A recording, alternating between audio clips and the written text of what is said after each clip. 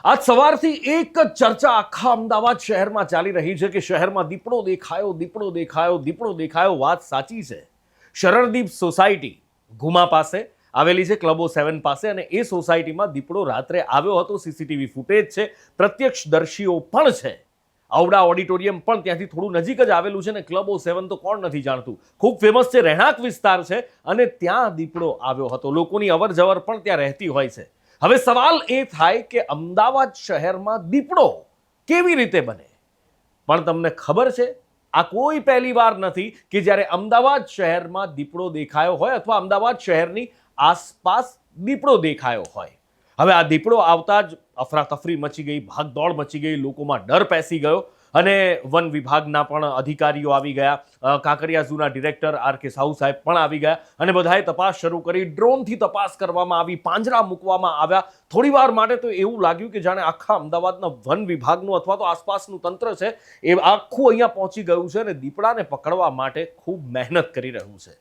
હા, વાત સાચી છે કે જ્યારે આવી રીતના હોય ત્યારે લોકોએ સંભાળીને જવું. દીપડાની અવર જવર, દીપડો દેખાયો છે, કન્ફર્મ છે કે દીપડો જ છે, એટલે થોડુંક સંભાળીને રહેવું ખૂબ જરૂરી છે. અને ખાસ નાના બાળકોનું બહુ જ ધ્યાન રાખવાની જરૂર છે. અને એમાં પણ અંધારામાં, ઇવન અજવાળામાં પણ કચાશ ન રાખી શકાય. આવા વિસ્તારમાં બાળકોને એકલા ન મોકલતા. ક્યાંય પણ કોઈ પણ વસ્તુ લેવા માટે થોડી આળસમાં કદાચ મોટું નુકસાન ભોગવવું પડે, તમે પોતે જજો. બાળકને જો ક્યાંક લઈ જવાનું હોય એને ક્યાંય ટ્યુશન કે પછી કોઈ કોચિંગમાં કે ક્યાંય પણ, તો તમે એની સાથે જજો અને બાળકનું ધ્યાન રાખજો. બાળકો રમતા હોય તો કોઈ મોટું એમની સાથે હોય, એ ધ્યાન રાખવું ખૂબ જ જરૂરી છે.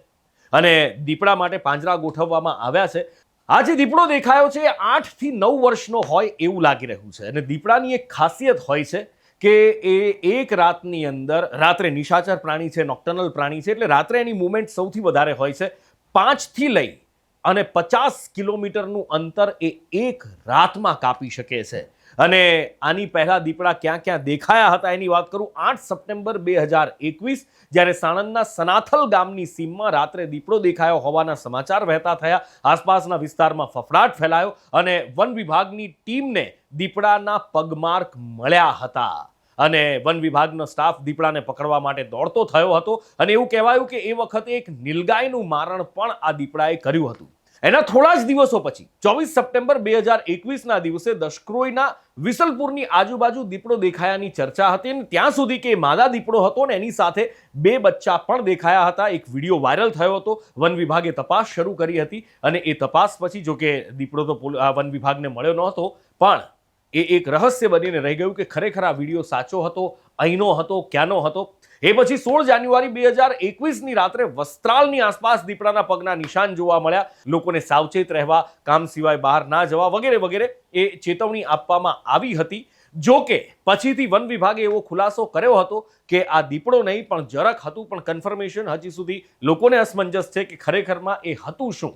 28 સપ્ટેમ્બર 2024ની હવે વાત કરું, લગભગ 2 મહિના પહેલાની જ આસપાસની વાત થઈ. ગાંધીનગરના પીપળજમાં દીપડો દેખાયો હતો અને લોકોમાં ભય ફેલાઈ ગયો હતો. એની સાથે 30 માર્ચ 2019માં પણ દીપડો દેખાયાની ચર્ચા છે. 31 ડિસેમ્બર 2022માં આ 2 તારીખે ગાંધીનગરના સચિવાલયમાં દીપડો દેખાયો હતો. ગાંધીનગરના સચિવાલયમાં એ ઝાંપા નીચેથી ઘૂસતો દીપડો ને આ તે અફરાતફરીનો માહોલ એ આપણને હજી પણ યાદ છે કે જ્યાં સચિવાલયમાં ચેકિંગ વગર કોઈ ન ઘૂસી શકે, ત્યાં દીપડો ફાટાક દઈને ઘૂસી ગયો. દિવાલ કૂદીને એકવાર આવ્યો, એકવાર ઝાંપાની નીચેથી ઘૂસ્યો હતો. અફરાતફરી મચી ગઈ હતી.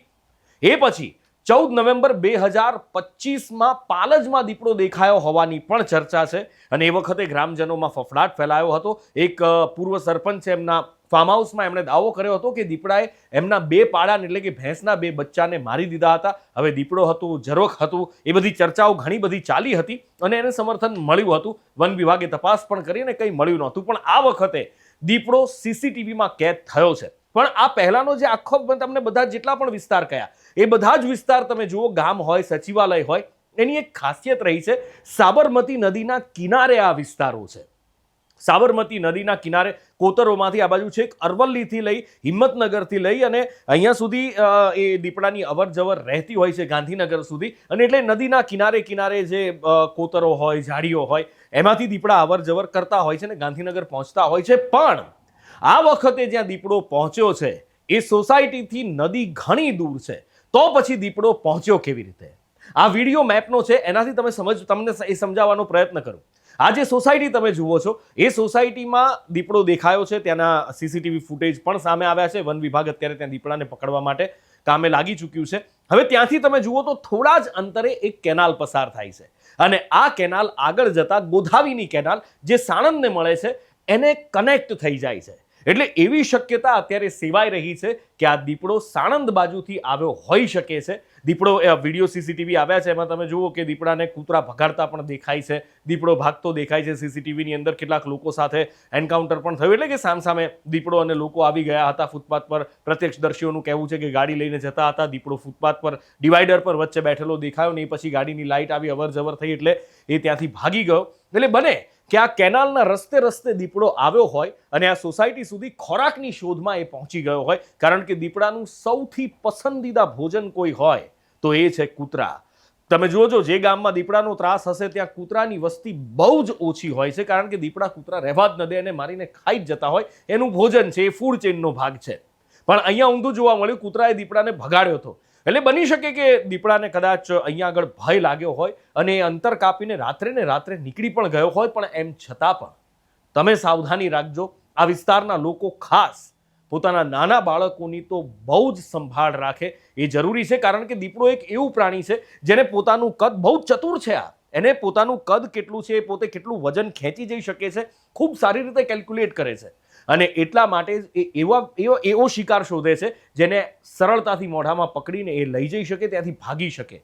નાના બાળકો એનો ટાર્ગેટ હોઈ શકે છે. હા, મોટું કોઈ સામે આવે પુખ્ત વયનું વ્યક્તિને, એનાથી જો એને બીક લાગે કે એને નુકસાન પહોંચાડે એવું લાગે તો એના પર એ હુમલો કરી શકે છે.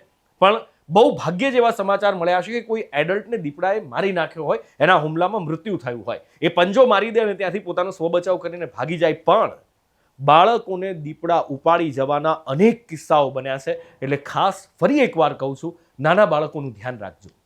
જો આ ઇન્ફોર્મેશન તમને ગમી હોય, જો આ વિડીયો ગમ્યો હોય તો એક નાનકડું મારું કામ છે, પ્લીઝ કરી આપજો. વિડીયોને લાઇક અને શેર કરજો. ચેનલને સબસ્ક્રાઇબ અને ફોલો કરજો પ્લીઝ.